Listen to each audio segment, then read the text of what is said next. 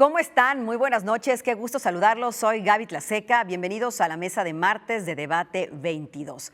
Hoy tenemos un programazo y es también no solo por el tema, sino por el invitado.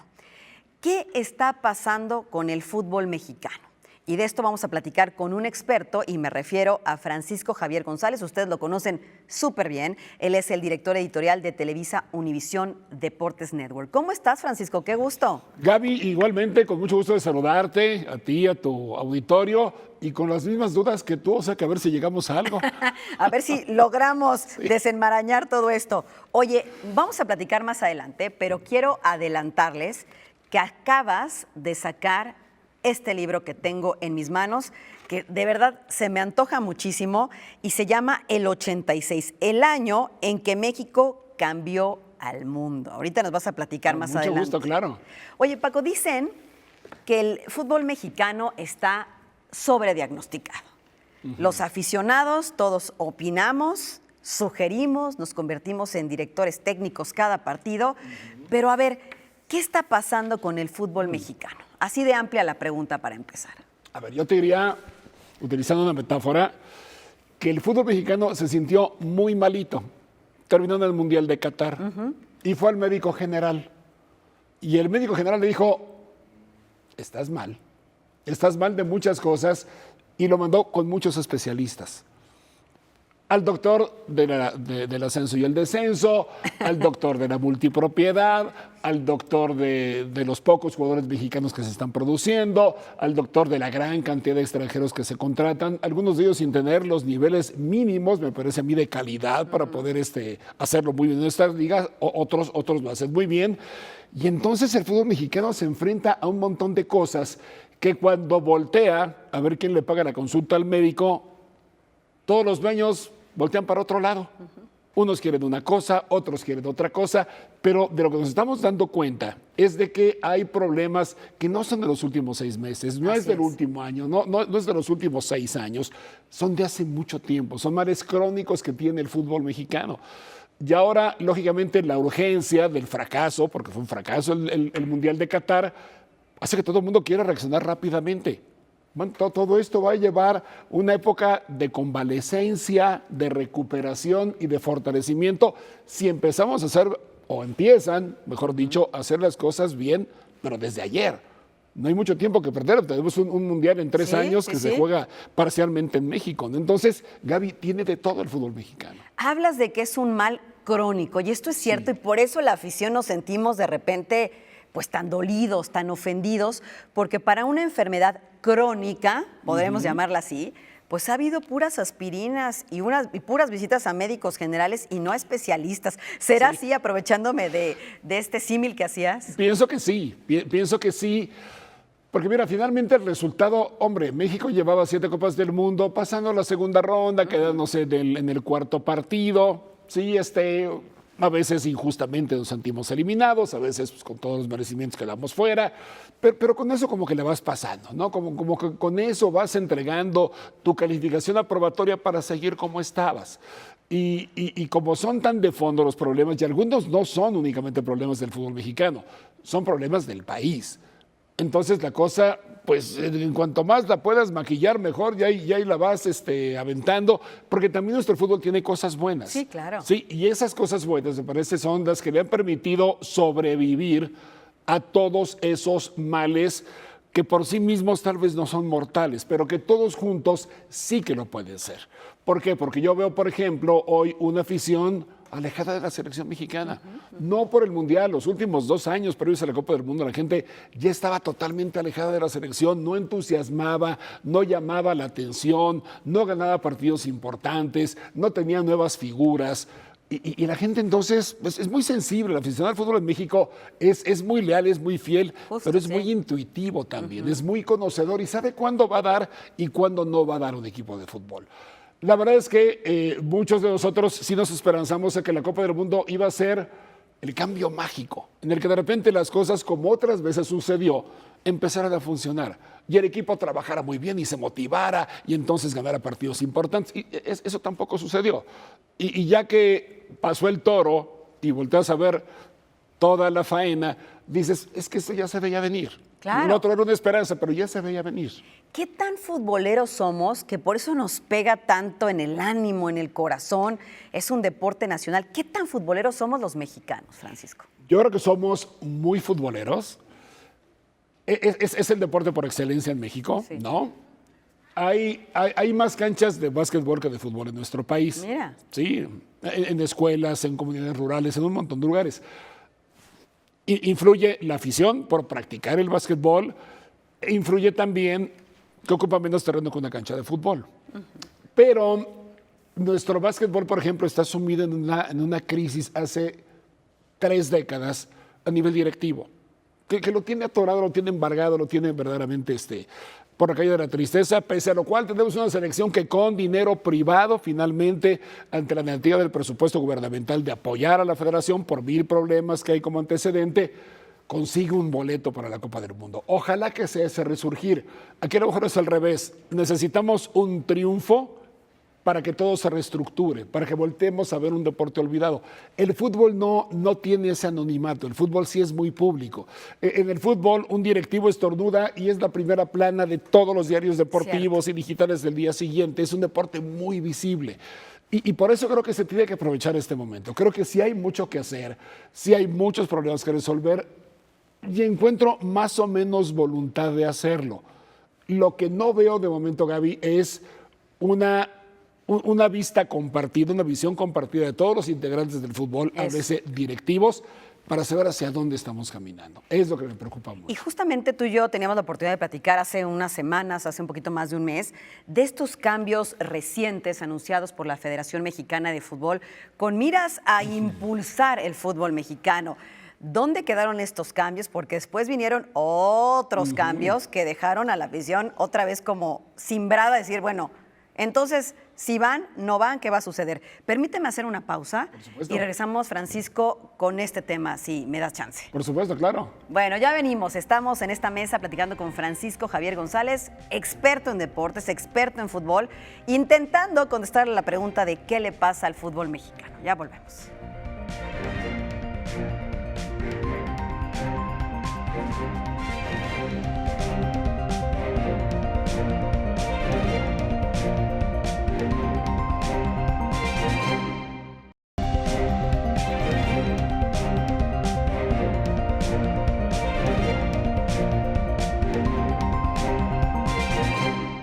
Qué bueno que siguen con nosotros Francisco Javier González, quien es el director editorial de Televisa Univisión Deportes Network, un conocedor pues del fútbol mexicano, está en esta mesa con nosotros.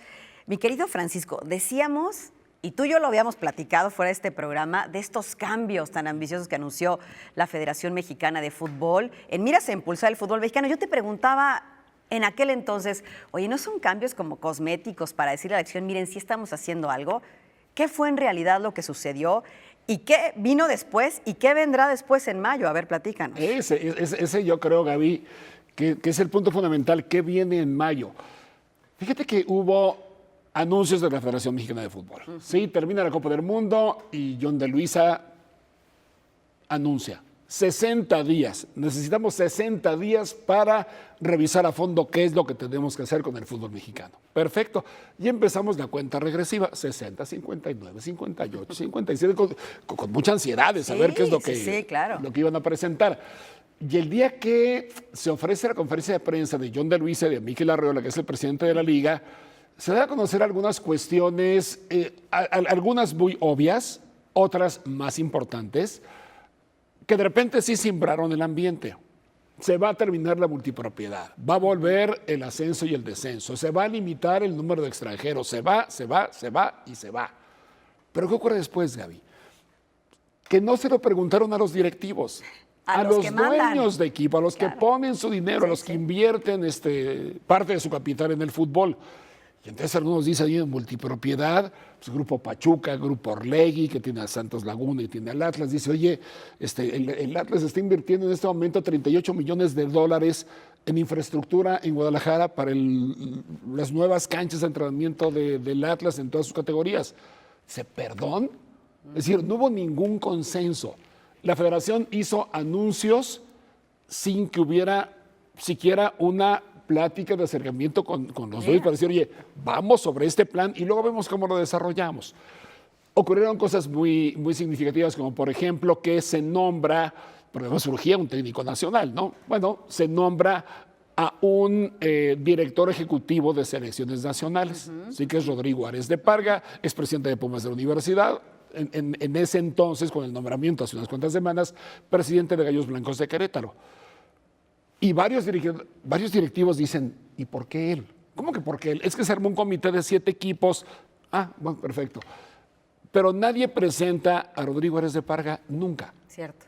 Y entonces él aparece cuando se presenta el nuevo técnico de la selección nacional, que es Diego Martín Coca, bicampeón con el Atlas, después de 70 años sin títulos en el Atlas, tiene sus méritos, que tiene un buen perfil para ser candidato, pero rebasó por la derecha a todos los que se supone que eran favoritos para quedarse con el puesto, lo cual también extraña a otros directivos. Pero cuando es presentado Coca, John de Luisa, que no presentó a Rodrigo Ares de Parga, tampoco está en la conferencia de prensa donde se va a presentar al nuevo técnico de la selección nacional. Sí. ¿Cuál es el mensaje de todo esto? Que cada quien está jalando para su santo. Claro. Hay muchas carretas, tal vez algunas de ellas en direcciones totalmente opuestas, cuando lo que para mi gusto, lo que requiere el fútbol mexicano es una visión homogénea de para dónde tiene que ir y cómo va a caminar hacia ese punto, ¿no? Eso no lo estoy encontrando. ¿Qué va a pasar en mayo? Bien lo decías. Bueno, en mayo es la reunión de dueños, ¿sí? De los clubes del fútbol mexicano. Ahí vamos a saber si se respeta todo lo que se anunció, si Coca sigue, yo me imagino que sí seguirá, pero bueno, ellos tienen la facultad de decir, oye, no, ese técnico no va. Y a lo mejor el director de selecciones, pues tampoco es el que está y a lo mejor ponemos a otro. ¿Por qué? Porque no se ha hecho público un consenso directivo de algunos clubes que, siendo muy importantes, no fueron parte de la decisión de la selección mexicana. Monterrey, Tigres, Pumas, Cruz Azul, Pachuca, que declinó estar en ese comité de 5 equipos. Sí. Ahí, Gaby, estamos sumando 45 títulos de liga del fútbol mexicano. Nada más. Son equipos muy importantes. Y nada más entre Pumas y Cruz Azul, pues una gran popularidad de equipos que tienen muchos seguidores, que merecen, me parece, ser parte de la conversación. Y hasta el momento no han querido entrar a ella o no han sido invitados a ella. Tampoco lo sé, porque hay como que una nebulosa que no nos deja ver claramente qué es lo que están operando quienes hoy operan el fútbol mexicano en tiempos preelectorales, porque en mayo viene el nuevo presidente de la federación, que no se sabe quién va a ser. Exacto, es lo que te iba a preguntar. A ver, esto quiere decir que así como el presidente propone y el Congreso dispone, la Federación Mexicana de Fútbol propone, pero los dueños y los clubes son los que disponen, porque son los que generan ese dinero y ese consenso para que se pueda dar cualquier cambio menor o mayor. Correcto. Mira, hace poco tuve oportunidad de hablar con uno de los dueños de clubes y él decía, a ver, podemos no estar de acuerdo, pero podemos tener acuerdos. ¿Sí? Ante las posiciones encontradas, hay que sentarnos a negociar cuál es la mejor manera de resolver todo lo que tenemos que resolver. Creo que se van a poner de acuerdo. Y en esa junta de dueños, pues yo entiendo que habrá la voluntad suficiente y necesaria para que eso ocurra. Y entonces ya vemos algo un poco más estructurado, ¿no? Porque ante la crisis encontramos 3 o 4 posturas distintas sobre qué hacer con el fútbol mexicano. Y mientras está un poco al garete, ¿no? Operando en el día a día, porque no para, la industria del fútbol no para, pero sin la certidumbre hacia el aficionado a través de los medios, hacia la propia familia futbolística, bastante disfuncional, pero es familia, de saber qué es lo que hay que hacer. Claro, sin esa dirección que falta. A ver, el fútbol mexicano, el camino de la polémica empieza y termina en el fútbol mexicano, el camino de la polémica empieza y termina con el entrenador nacional, a pesar de que existan señales de alarma por los componentes que rodean a la industria, entre ellos gente con mucha injerencia e intereses en las decisiones más importantes. Esta es una declaración de ayer de Gerardo el Tata Martino. Como diciendo, a ver, siempre voltean a ver nada más al director técnico, pero perdón, señores, bueno, más allá del director técnico, hay un cúmulo, que es lo que tú nos explicabas, de intereses, de asuntos que atender, que no pueden culpar solo a un director técnico. Y tiene razón. Finalmente, el técnico es la cara responsable de la parte deportiva, es el pararrayos para los directivos cuando las cosas no salen mal, sobre todo si ese técnico es de experiencia y fama internacional, como es el caso del Tata Martino, lo cual diría yo de paso, no le quita la responsabilidad totalmente a él, ¿sí? Porque él fue el director de orquesta, pero creo que los instrumentos no fueron bien aprovechados, ¿no? Los instrumentos musicales de la orquesta, creo que no fueron bien aprovechados, creo que pudo hacer algo bastante mejor que lo que hizo. Bueno, fue juzgado, perdió el puesto, etcétera, pero la otra parte tampoco podemos hacer oídos sordos. Claro que tiene razón, claro que hay este símil que te decía con los médicos, sí, pues claro. ya dijeron fuerzas básicas, ascenso y descenso, cuestión financiera. Hay equipos de la primera división de México que apenas sobreviven económicamente. ¿Qué hay que hacer para que la liga tenga un mayor valor, mayor ingreso? Ya se hacen de repente torneos con la MLS de Estados Unidos justamente en busca de que ingresen a las arcas pues más recursos para poder administrarlos y manejar mejor toda la estructura del fútbol, que es muy compleja, Claro. es muy compleja. Pero dentro de que hay varios elementos que conforman el todo, el técnico nacional, con el asunto tan sensible que es la selección mexicana de fútbol, pues sí es el que tiene que dar la cara. Pues sí. De hablar que sí, claro. Porque si no te digo una cosa, aunque él lo dijo en un par de ocasiones, y alguna vez se los dijo a los dueños. Estamos mal en esto y esto y esto y esto y esto. Oye, pero si tú crees que eso va a impedir que llegues a tu objetivo, avísanos de una vez. Mejor deja el cargo. Pues sí, sí, sí, sí, sí. O sea, ¿No? hay un poco de honestidad y señores, con esto no puedo, perdón, me voy. ¿No? Claro, pero Pero, antes de que suceda. Claro, pero hablamos de sumas millonarias. Incluso por ahí escuché una frase que decía, los jugadores mexicanos valen 10 millones, pero afuera no existen, ¿Cierto? ¿no? Cierto, que, a ver, hay una lógica, ¿no? El futbolista y sus precios de contrato se rigen, como todo en la economía, por la ley de oferta y demanda. Y la escasez es la que eleva el valor de las cosas. En el fútbol mexicano, justamente la producción es tan pobre de jugadores de alta calidad. Yo de veras retaría al auditorio, bueno, no retaría, le pediría que nos ayudara a elegir 5 jugadores. 5 jugadores mexicanos, por nacimiento, que sean estelares en la liga, por los cuales pagaría boleto. Porque ya yo pago un boleto por el Estadio de los Tigres, o por Nahuel también pago un boleto, o por Henry Martín, que ya encontré un mexicano. Pero en términos generales no están surgiendo como hace algunos años estrellas importantes nacidas en México, que son las que te permiten tener una selección con aspiraciones, te permiten que los niños tengan una inspiración en sus futbolistas. Por supuesto. Hay un montón de efectos colaterales muy buenos que produce el fútbol también, ¿no? Entonces, si no estamos produciendo lo suficiente para inclusive satisfacer la demanda local de nuestra liga, pues menos tenemos para exportar, que es otro de los objetivos. Exportemos jugadores. Sí, pero ¿dónde va? Hoy juegan 4 titulares, hay 4 en Europa. Y en las principales 5 ligas de Europa tenemos 2. Es muy poco, es muy poco. Entonces, creo que esa producción de futbolistas necesita ser un tema prioritario para resolver. Claro, yo creo que, a ver, hagamos una pausa. Es que yo creo que se nos daría para muchos programas. Seguro. Pero quiero que regresemos para platicar brevemente del fútbol femenino y después entrar de lleno a este maravilloso libro que acaba de salir del horno. Así que, ¿te parece bien? Por Gracias, supuesto. Javier González. Quédense con nosotros y sí, escojan 5 jugadores a través de las redes sociales, las de Paco, las mías, @Getlaseca del canal. Díganos por quién sí pagarían un boleto. Ya volvemos.